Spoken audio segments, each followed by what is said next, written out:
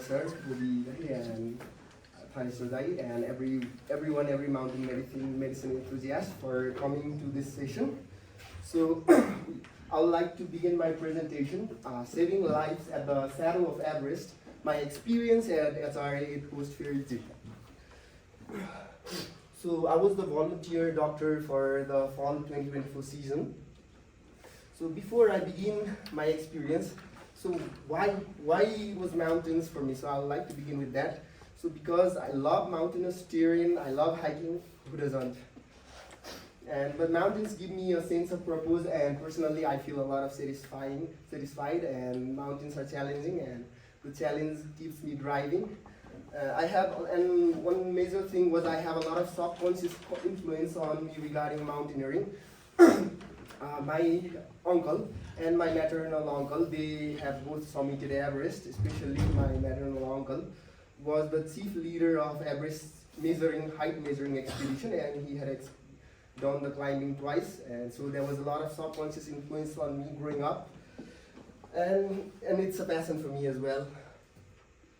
So here is a AI generated image of challenges of working in the mountains. So first of all, the first thing, climate and weather conditions were not favorable, and it's not about feeling cold. Because we were mentally prepared for it, we have good clothes, but other thing that we were not prepared for was everything getting frozen from your bathroom, from tap water, and everything you keep outside. So what I felt was flowing water is a luxury when you go there. So that was a big lesson for me. And while working, we have like limited resources, and diagnoses are almost always clinical. We did have ECG and USG machine, and that did help a lot. Actually, our HRA post was quite well equipped with medications, but outside of altitude illness, when you encounter some emergencies, it was like hard to manage. Especially, we have talked with Dr. from Gorakshep, and there was a case of diabetic ketoacidosis, and he didn't have regular insulin, and the patient has also DKA along with acute mountain sickness. So there was like managing with a lot of fluids, as like the AMS developed into HACE as per the symptoms, as per its secondary information. So these are challenges of working in mountains. And internet connections might be an issue up there, because like after the bad weather, you can't really usually access internet up there. I don't know why, but they say because of the big satellite receivers are running on solar, and because of bad weather, the solar battery drains out, and that's why we don't get internet connection when there was a bad weather. Similarly, you might get bored at times, so going to Everest, going to trek for 2 weeks, and living there for 2.5 months are totally different things. And you are there for working, not for enjoying, and while working as well, sometimes after a lot, you spend a lot of time, and sometimes there are some moments when you were bored. And actually, like while working there, what I found is in my duty hours, I was the doctor, I was the pharmacist, I was the nurse, so every responsibilities we have to handle by ourselves, and that was quite an experience. And sometimes in the last weeks of November, everything got frozen, the IV fluids and the IV drugs, and we got like a lot of cases back there in the last week of November, but it was a little bit challenging. And some machines could not be operated in cold, especially the ECG machines. In early morning, it usually didn't work. It was like because of cold, and plus our device's battery were draining a lot faster than what it used to be. That is the beauty of being in town. If he didn't have this experience, I don't think he would be talking all these things, right? So yeah, here are some pictures reflecting. There's some pictures reflecting. It's not working. Sorry. So I think this is like at 8:30 in the morning when we got up. This is the scene of bathroom. Everything was frozen. The dog was stuck to ground, and we have to like broke ice to get our usual daily routine. So yeah, that was when I look back at that time, it was like a life. It was what I needed to do, and everyone did was not that big, but when I come here and there was so flowing water is a luxury up there. So you do realize back there. So yeah, it's a flowing frozen tap water just outside our clinic. There is a tap, and especially like in the last week of November, the whole day it was frozen. In early in September and November, it was like frozen in only in the early mornings and maybe at night. But in the last week of November and continuing December, maybe this outside is frozen all over the whole day. Yeah, so let's talk about our clinic in Pheriche. So it has a really good history. It was established in 1973 from a yak heart, and in the mid 1970s, Dr. Peter Hackett, an American doctor, was one of the first doctors working in that aid post. And what he noticed was like when trekkers were crossing 14,000 or 15,000 feet, like that equivalent around 3,500 meters, something like that. When trekkers were crossing that feet, almost a lot of them were getting headache, along with nausea, vomiting, and they were not sleeping and were short of breath. And there were not a lot of medical literature talking about altitude illness back in those days. And Dr. Hackett, while working there, published an article, The Incidence, Importance, and Prophylaxis of Acute Mountain Sickness in the Lancet in 1976, and that was how this altitude medicine began. And that was the inception of all this altitude medicine back there. So talking about our season, we were 4 doctors, one from America, 2 from Netherlands, and myself from Nepal, working there. And we were so professional, and everyone were really well adaptive. You have to adapt in that harsh environment. And so we make sure that we have like hiking, climbing times as well, while working at the clinic as well. So at any time we were 2 doctors available at the clinic in duty. So that's how we manage time, and that was a good experience. So there are 2 more sections in my slides. So I did submitted Lobuche at the end of the season as well, Mount Lobuche. So I would like to share that experience, and at last I would like to begin with the case discussion, if that's okay for you. Okay.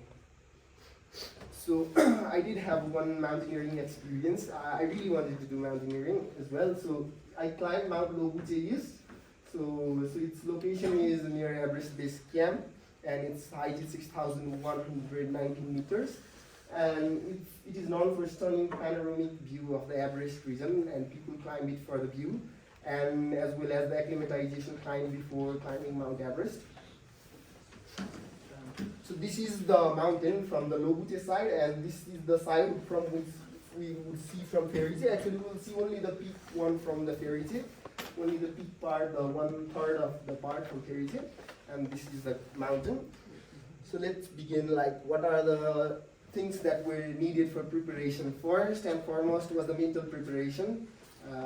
I wanted to be prepared that I really wanted to do this, and I was training like at least after the clinic hours, after 5 p.m. I was running every 1 hour in that altitude, and we used to, in our off days, we used to hike around a lot.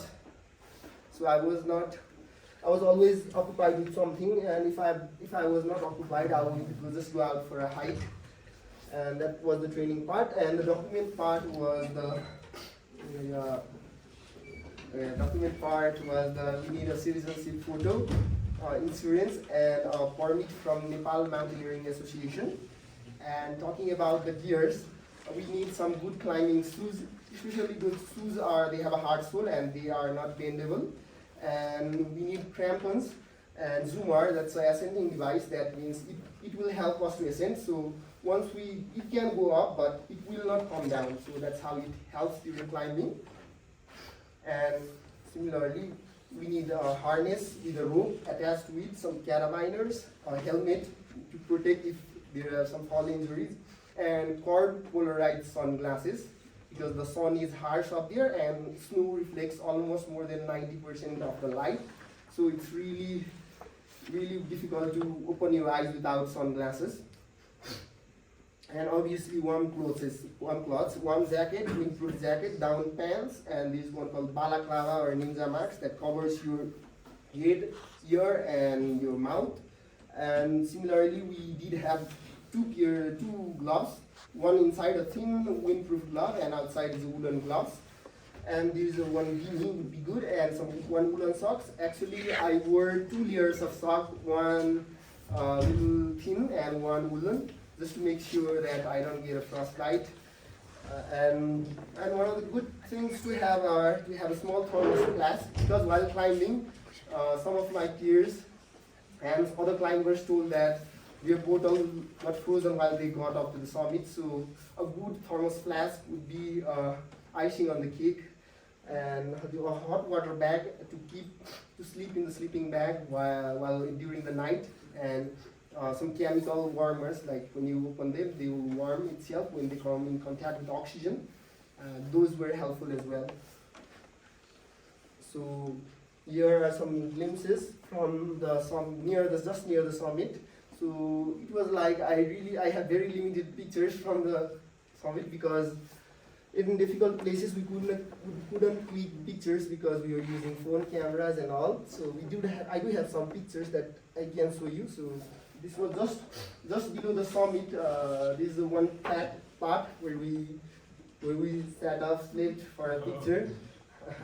And this is at the summit. Actually, we were a team of 4. All 3 of them are doctors from the Everest region. So we usually initially talk before 1.5 months before summiting this peak to prepare for this. And this is the stunning view of Everest. The top is the Everest. On the side is the Nupse.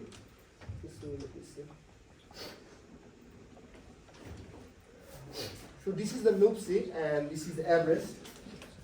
And this is Kongla. And just in between Nupse and on this side here we can see Lhotse, but I don't think it's visible up from here. And this is running down is the Khumbu Glacier. So yeah, that was the view from the summit. And this is also view just on the opposite side, onto the Chula Pass side. I actually forgot the name of this mountain though, but I do have one video from the climbing part. Just wanted to give you a perspective of how climbing looks like. This is a video of my colleague who is climbing just near the summit like this. So this is how climbing is.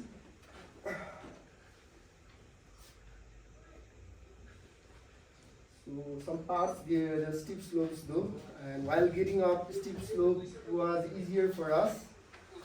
Getting down might be pain for some people, because some people are really afraid of heights, and going down really steep slope are quite difficult for someone, but it's like everyone does this while climbing, and you must be prepared for this.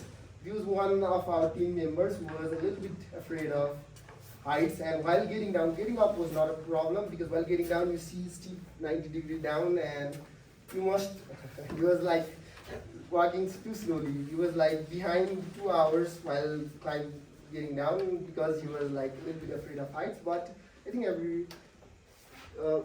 little bit mental preparation is a must. So how was climbing? So for me, climbing this mountain was not easy and was not as hard as other could explain as well. But like with preparations, I was mentally prepared and I was physically prepared, because endurance is a must.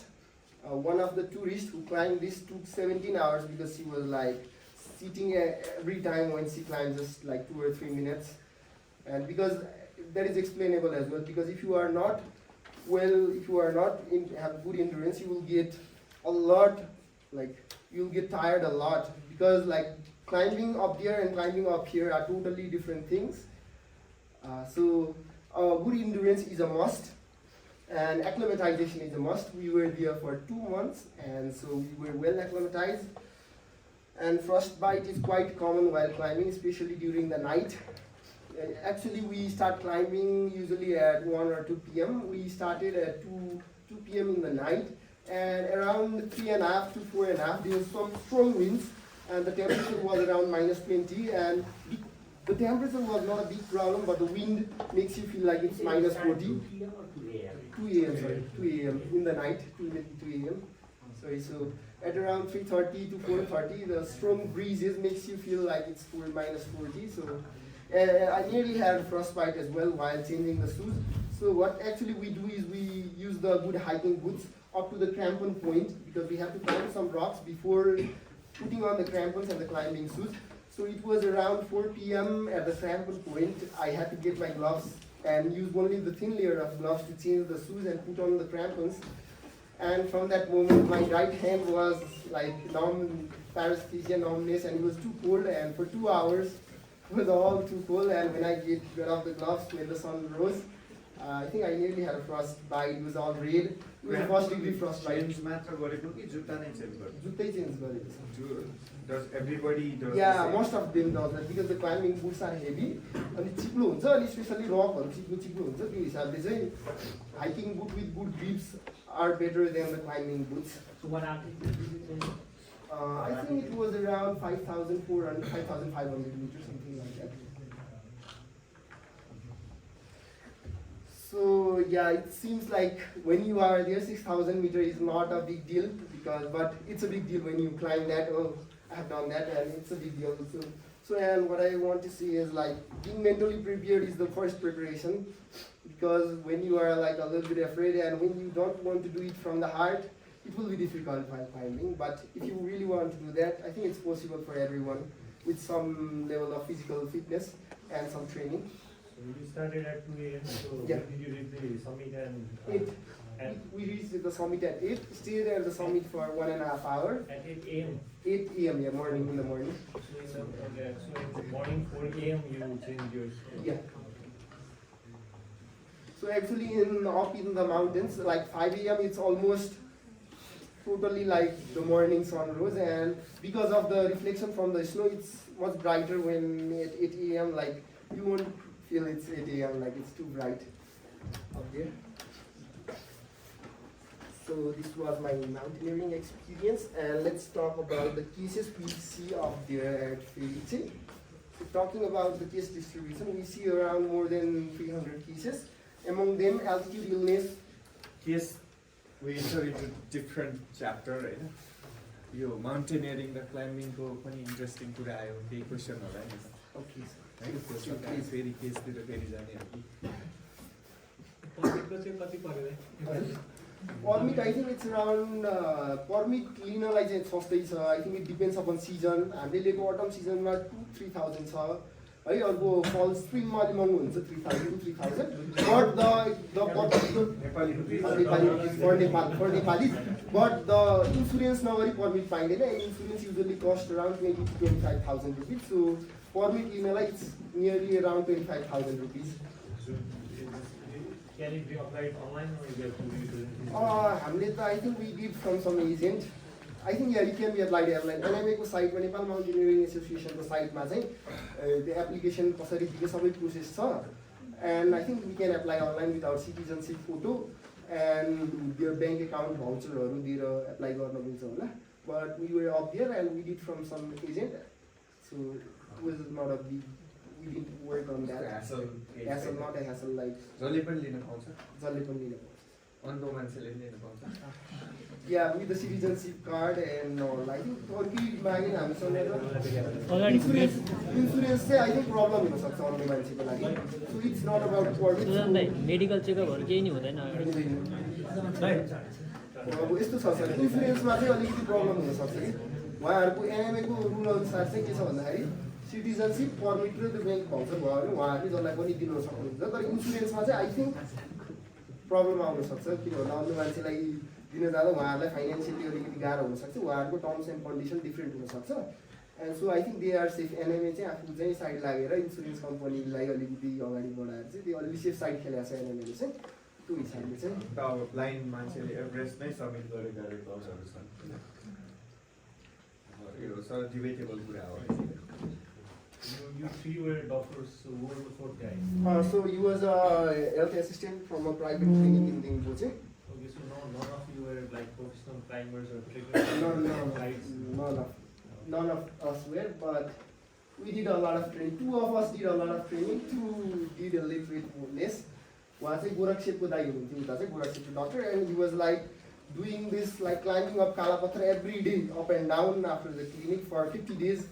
Till the 1st of November, from September 20 to 1st of November, and I was also hiking a lot because we were like preparing ourselves for the endurance, and that was reflected in our climb because उहाँहरू दुईजना चाहिँ एकैछिन 5 minute 10 minute बस्यो थाकिहाल्यो हामी त हिँडेको अल्टिट्युडमा बसेर काम गर्नुभयो होइन ओहो काल गोरक्षेपमा 5000 अनि गोरक्षेप उहाँ दुईजना दिनको चाहिँ म फेरि चाहिँ दिनको चाहिँ दुईजनाले चाहिँ ट्रेनिङ गर्नु भएन ट्रेनिङ भएन उहाँको अलिअलि भएको थियो हाइकिङहरू त गर्नुभएको थियो कोमला पास र चोला पास अगाडि गर्नुभएको थियो बट हाम्रो जस्तो एक्सटेन्सिभ भएको थिएन and that was well reflected while during climbing because उहाँहरू डाउन झर्ने बेलामा पनि हामीभन्दा 2 घन्टा ढिलो झर्नुभयो कि समिटमा झर्न समय गरे हो हामीलाई 2 घन्टा मात्रै लाग्यो झर्न उहाँहरूलाई 4 घन्टा उहाँको चाहिँ एक्चुअली उहाँको घर पनि यहीँ हो काठमाडौँ नै हो तर गोर्खाबाट हुनुहुन्छ ओरिजिनली फ्रम एन्ड उहाँ चाहिँ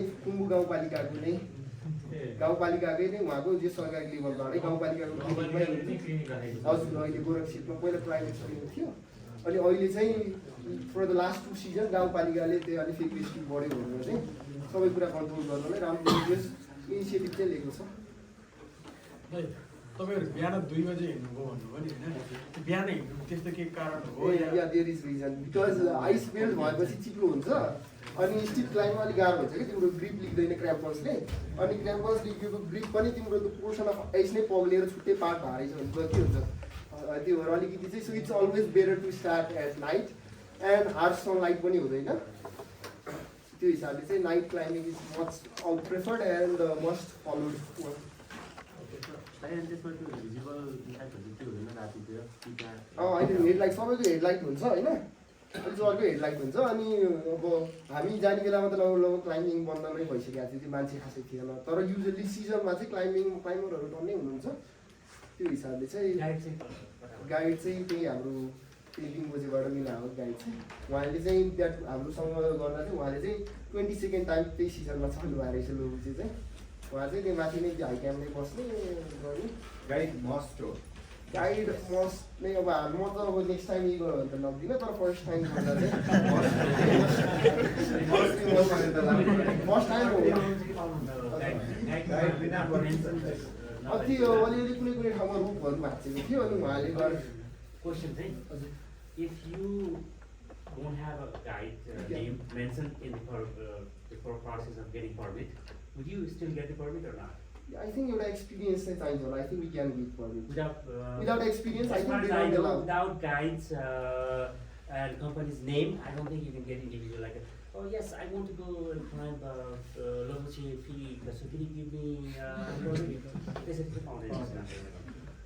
सर्टेन क्राइटेरिया छ हामीले चाहिँ डाइरेक्टली काम नगरेको भएर चाहिँ हामीलाई चाहिँ एकजना मान्छेले सबै मिलाइदिनु हामीले just we send our citizenship photo send amount in the bank account that's fine तर रुल अनुसार चाहिँ गाइड बिना कन्डिसन छैन जस्तो लाग्छ हजुर एन्ड सुरुचोटि चाहिँ हामीलाई त गाइड इज अ मस्ट किनभने धेरै कुरा थाहा हुँदैन अनि प्लस फर्स्ट क्लाइम्बिङ मान्छे नभएको मान्छेलाई नै अलिक बेसिक ट्रेनिङ हुन्छ बेलुका सो कुनै मान्छे जो चाहिँ नि अब फेरि चाहिँ बसेर काम गरेको सजिलो भयो एक्लिमेटाइज भयो ट्रेनिङ भयो तर कोही काठमाडौँमै बस्ने मान्छे या अब कसैलाई चाहिँ अब म पनि अब लोगो चाहिँ क्लाइम्ब गर्छु भन्ने इच्छा लाग्यो भने कति प्रिपेरेसन र कति दिन लाग्छ आई थिङ्क एन्डुरेन्स चाहिँ पहिलेबाट फिजिकल्ली फिट हुनु पऱ्यो यति धेरै म्याक्सिमम् पनि हुनु पर्दैन अलिकति फिजिकल्ली फिट अलिकति अब एथलिट हो भने that's icing on the cake but अलिकति एक्लिमेटाइज चाहिँ एटलिस्ट 2 विक्स चाहिँ त्यो रिजनमा बस्नुपर्छ भन्छु म चाहिँ because we have seen a lot of हेस cases त्यो रिजनमा फर्स्ट टाइम जाँदाखेरि हेस हेपहरू अनि त्यो हिसाबले चाहिँ 2 हप्ता चाहिँ मिनिमम पनि द्याट्स अ मिनिमम टाइम त्यही गरेर हुन्छ युजली मान्छेहरूलाई पनि लोगु चाहिँ चढ्ने मान्छेहरूलाई पनि अब युजली गर्ने चाहिँ कोही चाहिँ यताबाट कोङमला पास गरेर चाहिँ गएर एभरेस्ट बेस क्याम्प घुमेर चाहिँ त्यसरी एक्लिमेटाइज भएर गर्नु रहेछ फिजिकल फिटनेस भन्दा पनि मोस्टली चाहिँ हामीले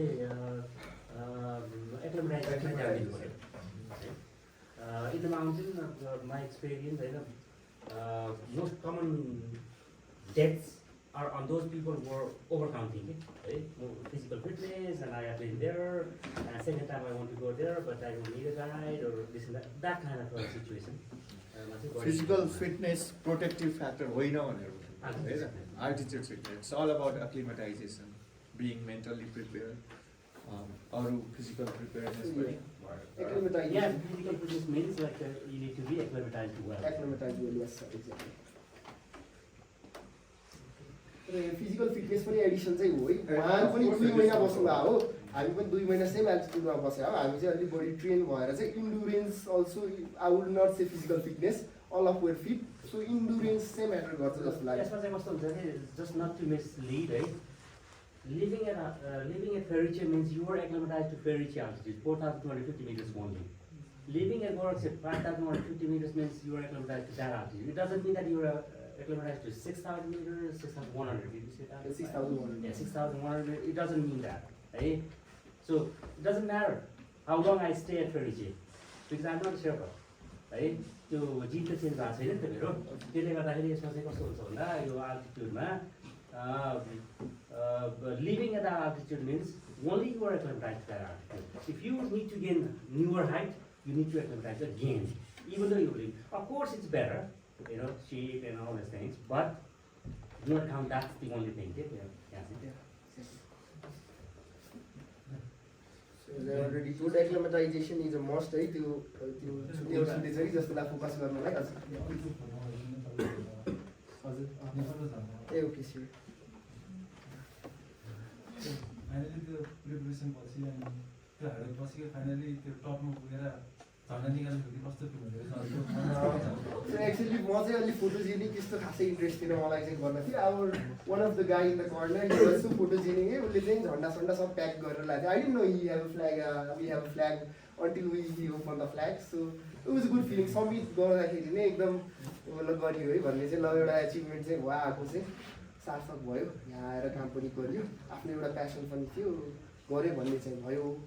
so still a lot of long way to go है, धेरै लामो छ अझै जान त, गर्न अझै धेरै बाँकी नै छ। सो एउटा एचिभमेन्ट जस्तो गर्छु भनेर अर्को मोटिभेसन चाहिँ मिल्यो अर्को माउन्टेनियरिङ गर्नलाई। त्यो कुरिएको डोरी के हो? त्यो पुरानो डोरी हो? त्यो पुरानो डोरी होइन, त्यो एक्स हो जस्तो लाग्यो सर। एक्स हो सर। एक्स चाहिँ कुनै कुनै ठाउँमा चाहिँ हामी सिजनको एन्डमा गएको भएर चाहिँ डोरीहरू त्यो आइस जमेर फुटिसकेको थियो कुनै कुनै सिजनमा। त्यसको लागि पनि त गाइड चाहिन्छ। गाइड बिना त नेभर है, first time never attempt without a guide.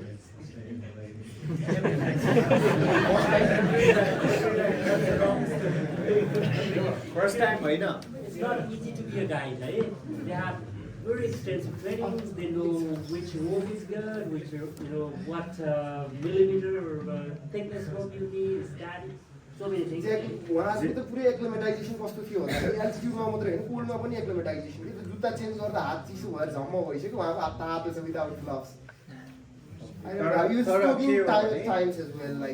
Risk factors है, माउन्टेनियरिङ गर्दा अथवा जेको पनि रिस्क फ्याक्टरहरू त 100 चोटि गए पनि it's the same risk factors, एकचोटि गए पनि सेम रिस्क फ्याक्टर्स है। त्यो कोल्ड इन्जुरी, एक्लिमेटाइज नहुँदाखेरि एएमएस, हेपेस, फल इन्जुरीको चान्सेस होइन, त्यसपछि हेलमेट लगाउनु पर्ने निड, हेलमेट नलाउँदा हुने रिस्कहरू त 1000 चोटि गए पनि हुन्छ होइन, खालि कति इग्नोर गर्ने भन्ने कुरा हो, गर्नु हुँदैन। प्रिपेरेसन चाहिँ एकदम चाहिन्छ है यो माउन्टेनियरिङमा चाहिँ। हामी पनि बरु सामान के चाहिन्छ, नचाहिने सामान पनि नचाहिने भन्दा पनि अलिकति केही यो डोरीहरू एक्स्ट्रा डोरी दाइले प्याक गर्नुभएको थियो, कतै चाहिन सक्छ भनेर। एक्स पनि थियो होइन, जो सामान चाहिँ अलिक चाहिन सक्छ भन्ने चाहिँ सबै हाल्नुपर्ने रहेछ जस्तो लाग्यो मलाई चाहिँ। We don't want to take a risk. Cases. तपाईँले भन्नुभयो कि त्यो राउन्डेड खालको चाहिँ वाला चस्मा भन्नुभयो होइन? पाउडरवाला। I think I have one in my bag. अनि हामी जस्तो मान्छेलाई चाहिँ के गर्नु? हुन्छ, यस्तो हुँदो रहेछ, यस्तो हुँदो रहेछ। We have like you can fit magnetic एट्याचमेन्टहरू आउँछ आउन त होइन, तर राउन्डेड भने चाहिँ इट्स रेकमेन्डेड साइडबाट पनि आइरहेको हुन्छ लाइट होइन, like that. And I have one in my bag as well. आँखालाई कम्प्लिटली कभर गर्नको लागि के भने है, जस्तो यसमा सनग्लास कालो देख्नलाई होइन, जस्तो उसले भने जस्तो मेरो यो चस्मामा पनि बाहिरबाट म्याग्नेटिक सनग्लास थप्न मिल्छ, तर यसले हुन्छ त हुँदैन। यसमा त के हुन्छ, विन्डदेखि युभी रेजदेखि त्यसपछि डस्ट पार्टिकलहरू सबै आँखामा छिरेर ड्यामेज हुने हो नि त। त्यो प्रोटेक्सनको लागि भनेको ऊ यहाँ थानेश्वरसँग सधैँ छ नि होइन, त्यस्तो खालको सबै कभर लगाएर दिनुपर्छ। पास गर्दै पनि छ। I think I have sorry मेरो ब्यागमा थियो कि कता रहेछ यार यता छ होला यता बाहिर सबले पास गरिदियो नि हेर्नु सबले पास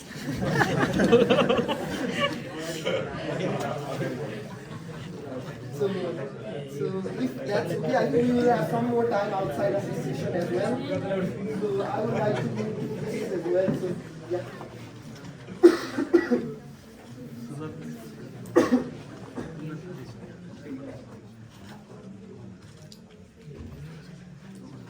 So case distribution.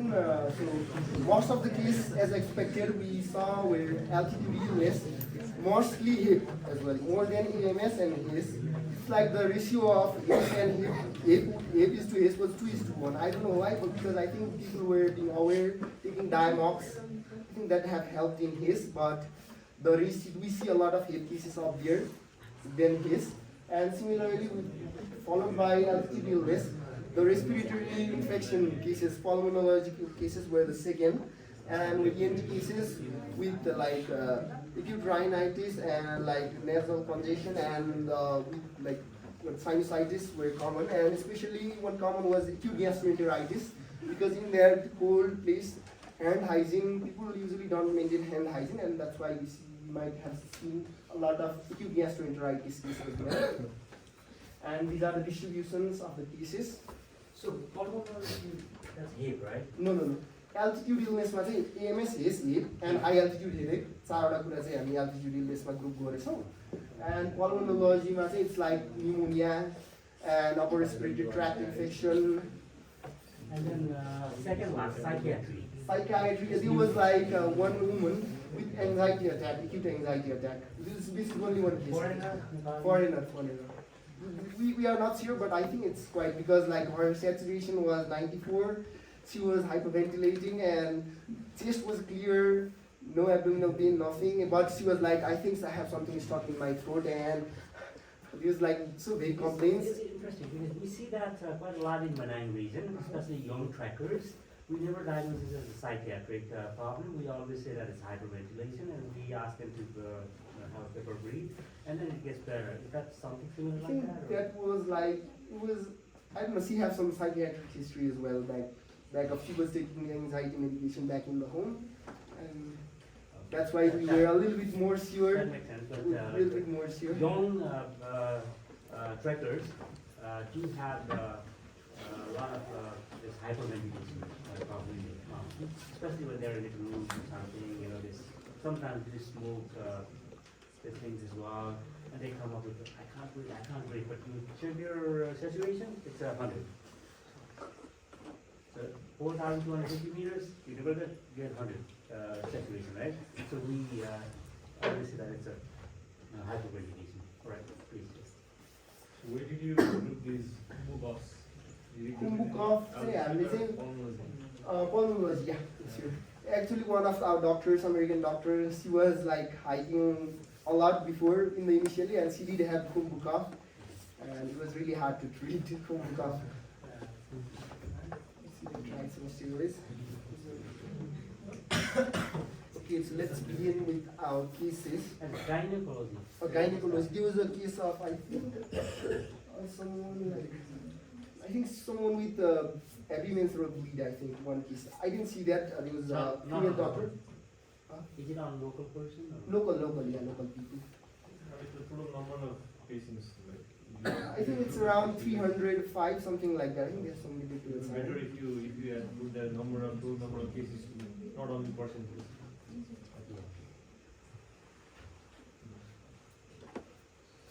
And evacuation.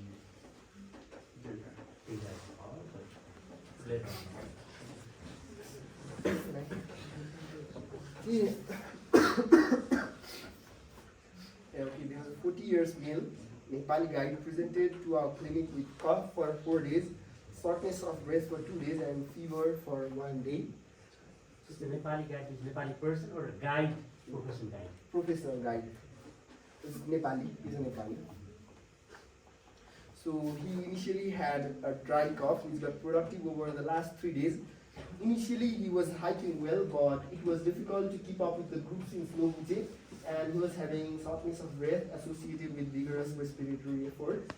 He also started having fever from the last night, not associated with chills and rigors, not associated with rashes. There's no history of neck rigidity, abnormal body movements, and loss of consciousness. There's no history of abdominal pain, loose stool, and vomiting. There was no headache, no dizziness, no nausea. And he has followed the recommended ascent profile with rest days in between. Like there is one recommended ascent profile for the Everest region. They start from Lukla, go to Phagding or Monzu, and go to Namche, and they stay 2 days with 1 day rest day. 2 nights. 2 nights. And they start from Namche to Deboche or Tengboche, and from Tengboche they usually go to Pheriche or Dingboche and stay 2 nights up there, and they go to Lobuche and Gorakshep and Everest Base Camp, and that's the recommended itinerary profile for Everest Base Camp. He had followed that, and when he was returning, and they were also going to Chola Pass, and when he was in Zongla, it was much severe for him, so they came to our clinic. He came to our clinic. So he was ill-looking. There was signs of respiratory distress as seen by the use of accessory muscles.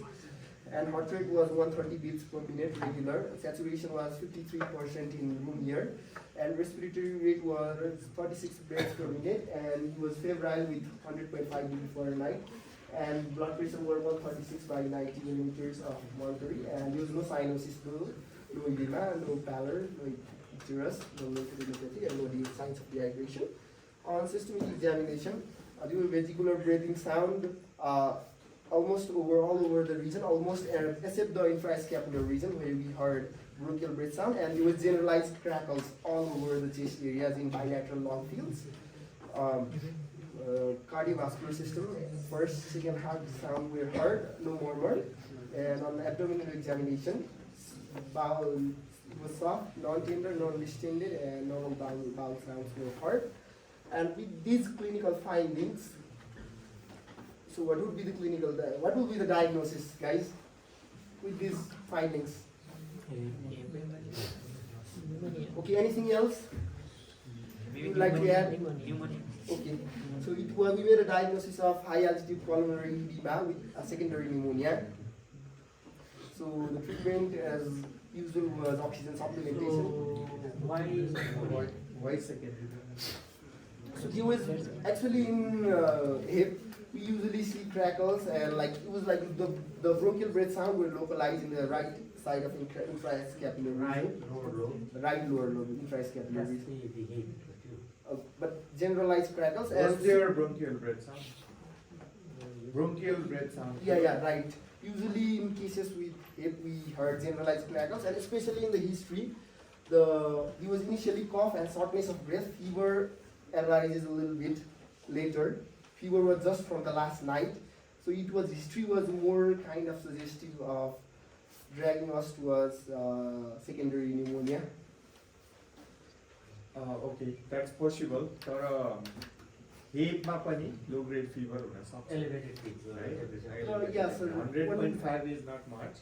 अलिकता high temperature हो. So High grade त होइन हैन? So actually what readings are one of the doctors has in-ear thermometer as well, and we have auxiliary thermometer in the clinic, especially in that cold, like 1-2 degree Fahrenheit, you auxiliary 1 degree just सधैँ कम देखाउँथ्यो. At that moment I didn't have the access to in-ear because the doctors were out. So I think he was febrile, like feel गर्दा चाहिँ मजाले febrile नै हुनुहुन्थ्यो. Okay. So Was there anyone who was competent of doing these long ultrasounds?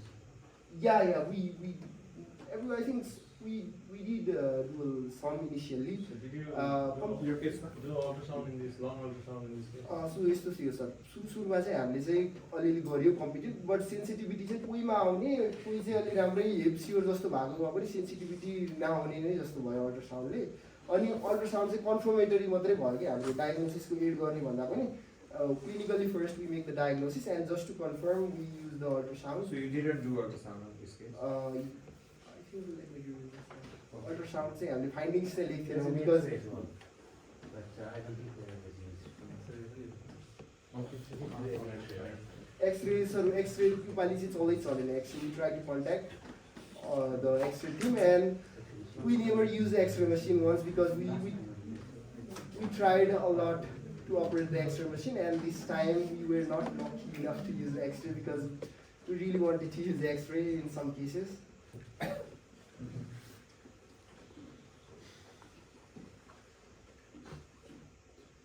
And oxygen supplementation and ifedipine and antibiotic amoxicillin tablet and paracetamol for 2 to 3 days and then SOS.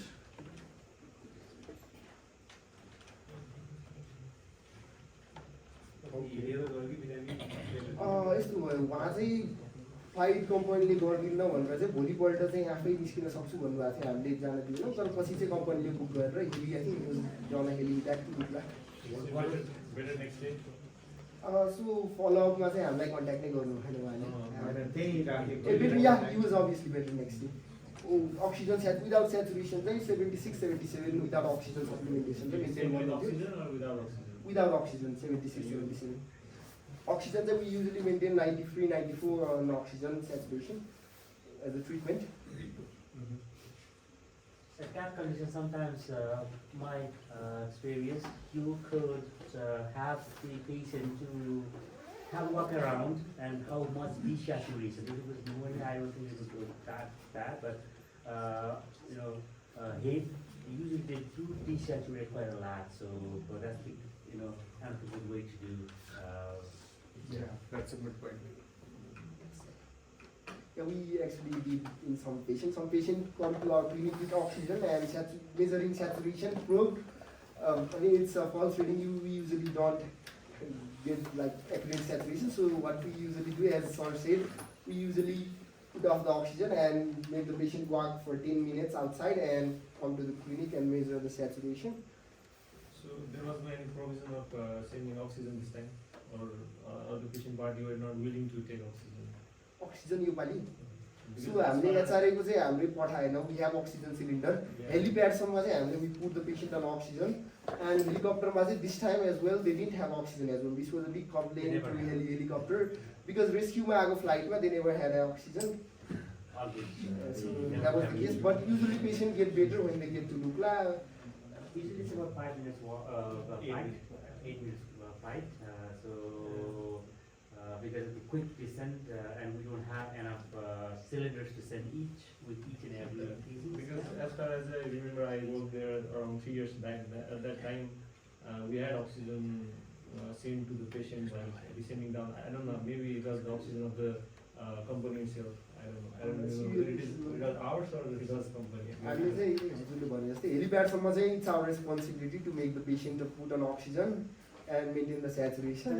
Responsibility is all the way down there, but because of lack of resources, so we stabilize because they walk to the. They're still doing the exercises to get to the helipad, right? With supplement oxygen, we put it. And once they're sitting in the helicopter and then they're not having any exercises, overexertion or anything, but within 8 minutes they will be in Lutla, so that's why.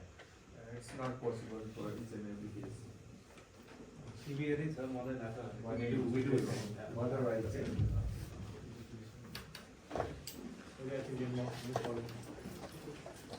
So next case was a 20 years male Nepali hotel worker from Loguje presented to our clinic with vomiting for 2 days, headache for 2 days, and loose stool for 2 days. And it was 10 episodes. So please remember the chief complaint as well. So he was a worker at the hotel. Yeah. How long was he there? So last month, sorry, it's diagnosis change interesting. So yeah. He was vomiting for 2 days, headache for 2 days, and loose stool for 2 days. Last 14 episode, a patient initially had vomiting when he went to took a break and went to Everest base camp and came back. He had vomiting 2 episodes till when he presented to clinic. There was non-bilious, not containing blood, and it was followed by nausea. And this was accompanied by loose stool. 8 episodes, no history of black colored stool and blood in the stool. Stool contained mucus and was foul smelling, and headache. It was generalized, started from back of the head and was associated with drowsiness. and fever was present, not associated with chills and rigors. There is no history of neck rigidity, abnormal body movements, and loss of consciousness. Cough was absent. There was no shortness of breath. And on general complexion, the patient was ill-looking. He was drowsy.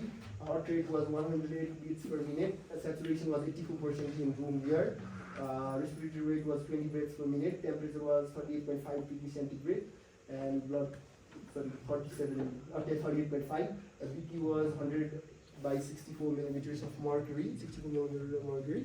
And on CNS examination, patient had GCS of E4 V5 and 615 by 15, and higher mental function test was intact. However, his tandem gait was ataxic. Motor functions, power 5 by 5 on all limbs. Reflexes normal. All reflexes were normal bilaterally. And on chest, the chest was clear. There was bilateral normal vesicular breathing sound with bilateral equal ear entry, and there were no added sounds. On cardiovascular system examination, first, second heart sound were heard, and there was no murmur. On for abdomen examination, abdomen was soft, non-tender, non-distended, and normal bowel sounds were heard. So there was one thing that was much important in the history that I would like to highlight. So I hope you take all the positive findings out here. So I would also like to recall the history, like patient having headache, loose stool, and vomiting. And so he has one important point was he has been staying at Lobuche for 2 months, because like if he has not been staying at Lobuche for 2 months, we usually say that it's a high altitude cerebral edema because he was drowsy and having like this ataxic gait, but he was well acclimatized to the climate and he was no sign of any respiratory distress, maintaining good saturation as well up in that altitude. It's good. And we made a diagnosis that because he had 10 episodes of those loose stools so far, and he was not drinking as water as his friend had said, drinking much water, we make that diagnosis of acute gastroenteritis with electrolyte abnormalities.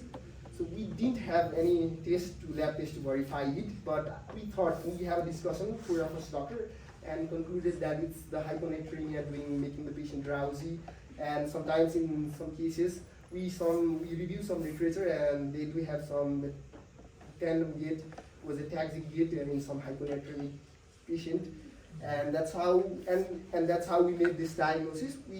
So मैले चाहिँ के गर्ने भन्दाखेरि उहाँलाई चाहिँ मेरै अगाडि चाहिँ 1 लिटर पानी जीवन सक्नु उहाँको पेसेन्टले चाहिँ हिस्ट्री चाहिँ दिनुभएको थिएन, त्यो पानी नखाने हिस्ट्री दिनुभएको थियो, अनि मेरै अगाडि सक्नुभयो, हामीले मोनिटर पनि गऱ्यौँ, and बेलुका आइभी फ्लुइड चलाउने कि भन्ने हाम्रो कुरा भइरहेको थियो, but the patient was reluctant to do IV administration and BP was stable lower normal, just low साइडमा हुँदा पनि स्टेबल नै हुनुहुन्थ्यो. So we waited if he would improve. अनि चाहिँ हामीले मोनिटरिङमा बेलुका पनि बोलायौँ, बेलुका चाहिँ he had improved better, and in the morning he was a lot better. 2 bottles ORS ले त्यस्तो राम्रो काम गर्ने गर्दो रहेछ भन्ने फिल भयो है. So electrolyte replacement is a must during diarrhea है त. So fever थियो sir, 38.5 degrees centigrade. So you did not have any changes in sensorium? No, sensorium चाहिँ अलिकति ड्राउजी चाहिँ हुनुहुन्थ्यो, तर बोलाउँदा बोल्ने GCS 15/15 पेनहरू सब इन्ट्याक्ट नै थियो उहाँको सबै. जस अलिकति हल्का ड्राउजी चाहिँ निन्द्रा लागे जस्तो हुन्छ भन्नुहुन्थ्यो. Ataxic भनेको चाहिँ generalized weakness भएर Hyponatremia would more common because alteration in sensorium rather than a tandem gait. So could be a manifestation, as you said. So it was a quite unusual case as well for us. यसको हिस्ट्रीमा I remember you mentioning for a break you went to base camp. Yeah, just one day लोबुचेबाट base camp उहाँ चाहिँ एक दिनमै गएर अनि लोबुचे आएपछि चाहिँ खाना रुचेन, भोमिटिङ भयो, अनि त्यसपछि डायरियाहरू मजाले भयो भन्नुभयो. उहाँले चाहिँ 2 महिनादेखि चाहिँ लोबुचेमा बसेर काम गरिराख्नु भएको उहाँ चाहिँ. के काम गर्ने? कुक हजुर, कुक. एक दिनमै माथिबाट फर्केर आयो. त्यति डिटेलमा त भन्नुभयो. जस्ट युजली लोबुचेबाट बसेको मान्छे चाहिँ एक दिनमै बेस क्याम्प गएर आउनुहुन्छ. So it's like यहाँ मेरो चाहिँ एउटा एकदम इम्पोर्टेन्ट कुरा है, whether he had spent a night at Gorakh's higher than that or not भन्ने चाहिँ यहाँले very important point छ कि यहाँ चाहिँ. Staying at Lobuche for a long time does not mean that you will get altitude sickness at base camp. Yeah. So that is the So exactly. So we had this discussion among 4 of us doctors. So सबैको आफ्नो कुरा हेस भन्ने चाहिँ सबैले हेस र electrolyte एब्नर्म्यालिटिज भन्ने सबैको त्यो discussion हुँदा चाहिँ अनि finally we all agreed on it's like abnormalities and the patient improved. No, maybe the tandem gait is improved because the patient has come from course, low visit to But Pheriche. So it's drowsiness as well, the patient feels No, the a lot. patient has descended down, so obviously the treatment for HACE would be to descend. So 700 meters down. so that would be the reason for improvement in his sensitivity. I would agree on that as well. Yeah, so it was a big kind of discussion between four of us. हो गाह्रै Is हुन्छ it is, यसमा हैन is overlapping or symptoms like भयो when you are you're managing and it's like you do with the base shot and our base shot like we kind of did scoring as well for all of us put out positive points in terms of it and the patient improved and that was the good part. In the morning he said like म जान सक्छु माथि भनेर आउनु भयो and we sent him and he never came back to our clinic. I think it was better.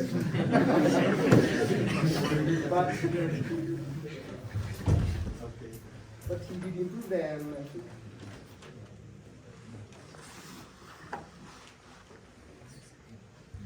ठिक छ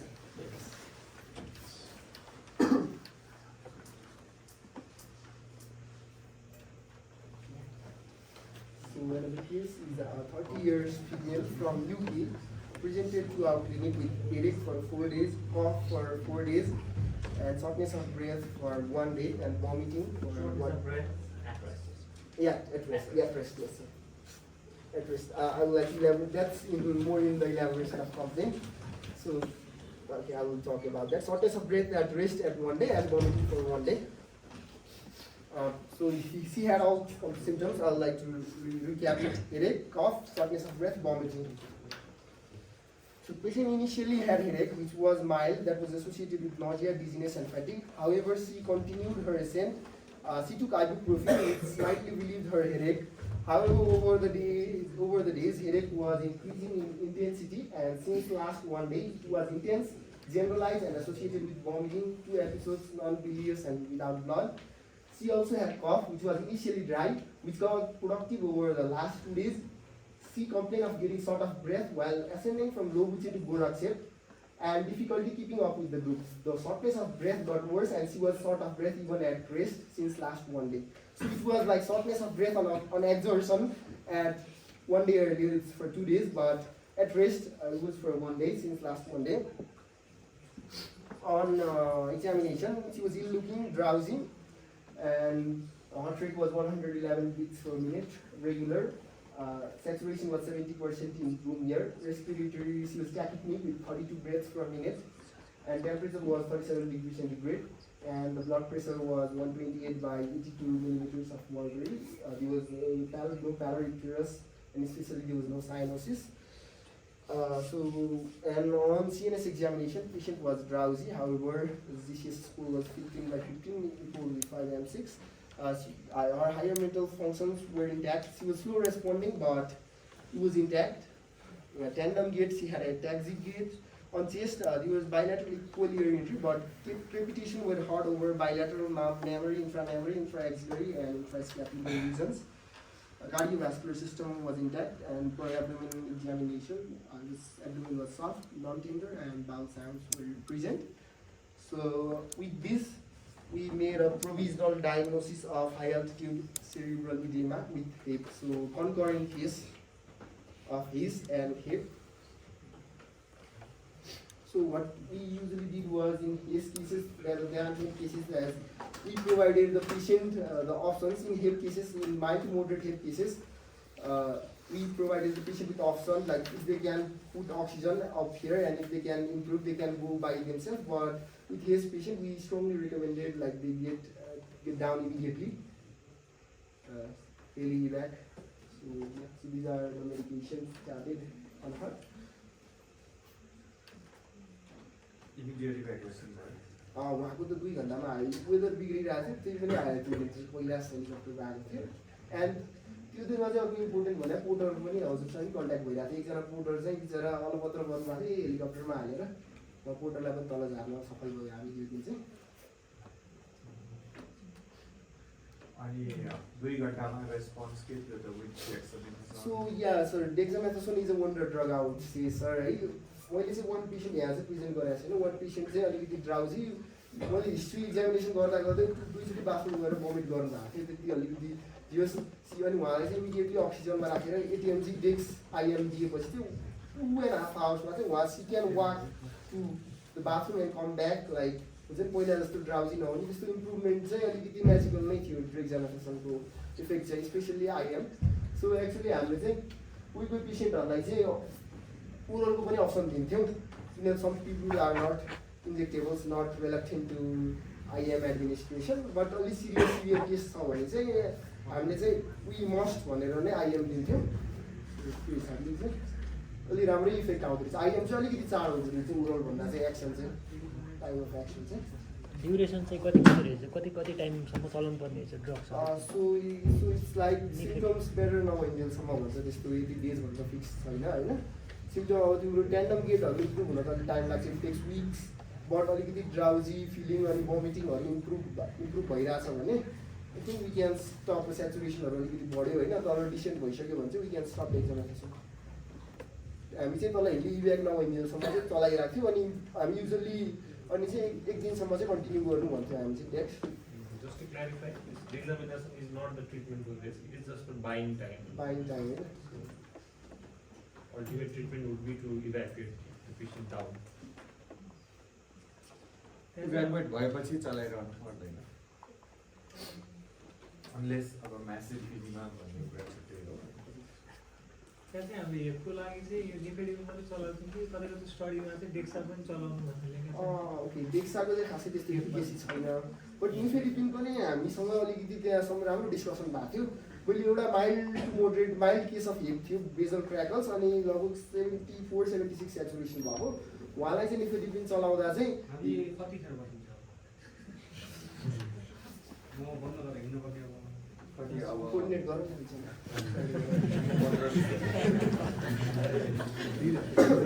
वान important thing चाहिँ अनि चाहिँ हामीले चाहिँ एन्ड्रु लक्स डक्टर यो अमेरिकन डक्टर लेला हामीसँग कन्ट्याक्ट रहेछ हामी एक दिन चाहिँ उहाँसँग डिस्कस गरेको चाहिँ उहाँले चाहिँ माइल्ड हेप केसेसलाई चाहिँ अलिकति अक्सिजन मात्रै oxygen is the major important treatment nifedipine is just an adjunct severe moderate to severe केसलाई चाहिँ नाइफेडिपिन चलाउनु माइल्ड केस छ भने just look at the patient profile के छ अलिकति अब डिजिनेस हामीले चाहिँ एउटा साइड इफेक्ट चाहिँ भेट्यो कि नाइफेडिपिनको अनि त्यो हिसाबले चाहिँ त्यो पनि डिस्कसन भएको चलाउने कि नचलाउने फेरि हामी के एफएनलाई सोध्दा चाहिँ होइन वी मस्ट डु दिस भन्नुभयो अनि we usually did started nifedipine on every patient blood pressure हेर्नु पऱ्यो कति हजुर ब्लड प्रेसर हेर्थ्यौँ हामी युजली लो ब्लड प्रेसरलाई चलाउँथ्यौँ अनि युजली चाहिँ हेप भएको पेसेन्टमा हल्का हाई नै देखियो ओभरअलमा चाहिँ तर कोही नर्मल पनि हुन्छ एसपिओटोको रेन्ज चाहिँ कति मान्छ कतिलाई नर्मल मान्छ फेरि त्यही मान्छ यो अलिकति हाम्रो फेरिचे एल्टिट्युड अनुसार फरक छ है हामीलाई त्यहाँ भएको चार्ट अनुसार चाहिँ फेरिचेमा चाहिँ 80 देखि 90 चाहिँ नर्मल हो भन्थ्यो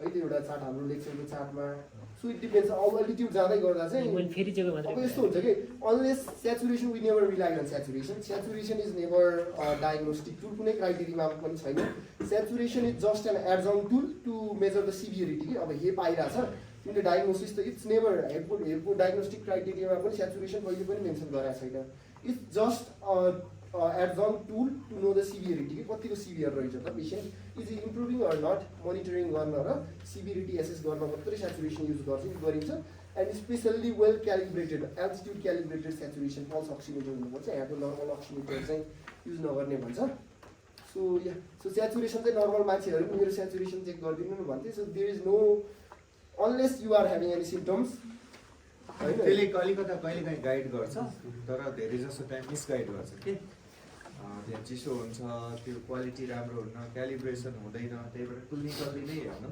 राम्रो सो एडजम टुल मात्रै है saturation okay so that's it so thank you for coming to my session and if you have any queries please feel free to ask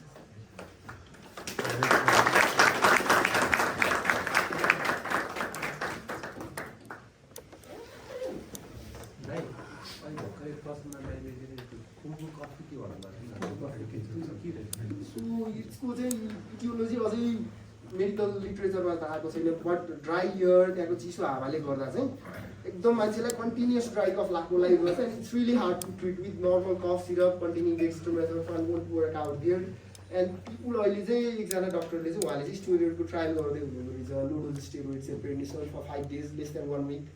त्यसले चाहिँ अलिअलि काम गर्छ कि भन्नुभएको छ। सो एउटा केस नै छ कि This is a high altitude cough, so the main causing factor is considered to be a humidity Cold, dry right. air, so that is considered. And So it's like we quite have been irritating. using steroid inhalation side use गर्यो होला अहिले। तर जस्तै medical यो नै हो भनेर confirm चाहिँ भएको छैन, स्टिल इन ट्रायल थियो, but it work somehow भन्ने छन चाहिँ छ। Our working doctor had Khumbu cough, she never got rid of cough during the whole 2 months, she tried steroids as well है, नेभर गट बेटर। सो एउटा literature oral नै लिनुभयो, Inhaler steroid होला। उहाँले चाहिँ ओरलले लिनुभयो, इनहेलरले चाहिँ काम नगर्दा होला।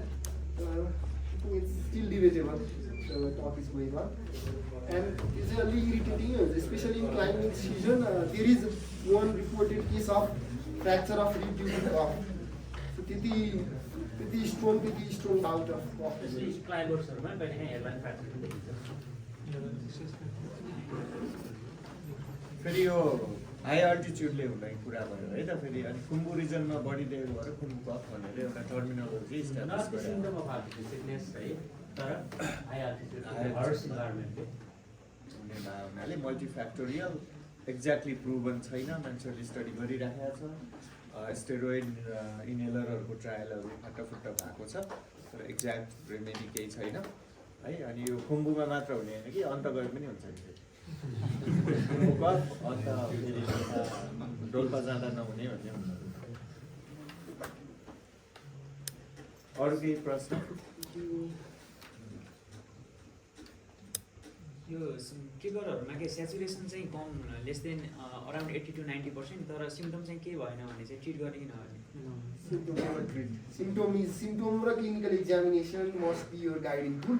Saturation is just an adjunct. Saturation probe चाहिँ पछि युज गर्ने है, पहिला सिम्टम नभइकन नगर्ने कि पनि।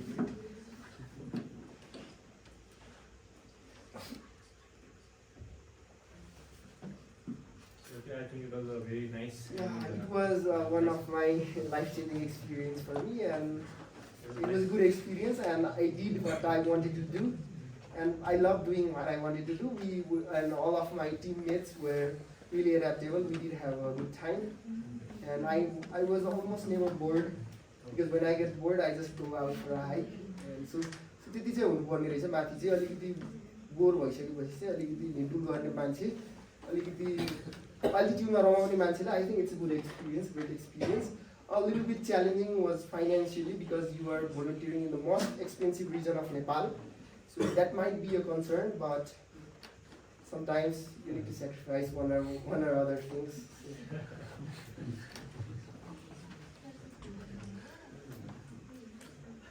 So thank you all. Thank you.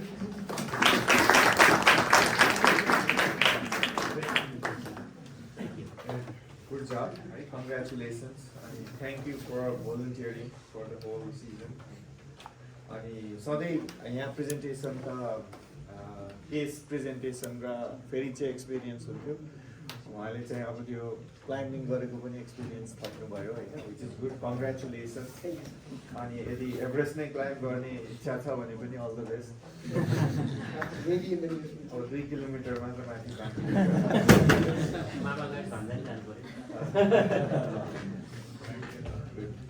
Good. र आज राम्रो प्रेजेन्स है, सबैजनालाई थ्याङ्क यू। हुन्छ।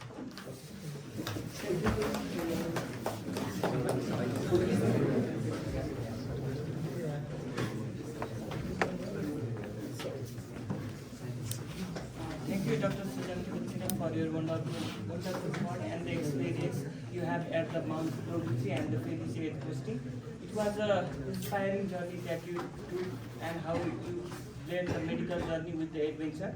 And I'd like to request Dr. Kamal Thapa sir and Gobi Bastel sir to hand over the certificate of appreciation to Dr. Sujan Timilsina for his hard work and the performance at the Pheriche post.